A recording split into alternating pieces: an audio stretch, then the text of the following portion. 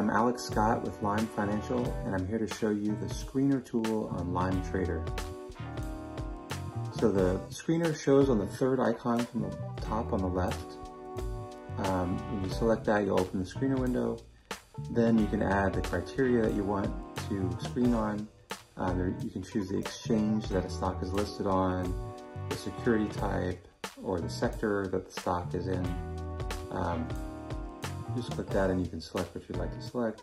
Then you can add filters for price, change, volume, and other items. So if you have any questions about this, please contact us through the chat on the platform, or you can email us at support@lime.co, or give us a call. Thanks again.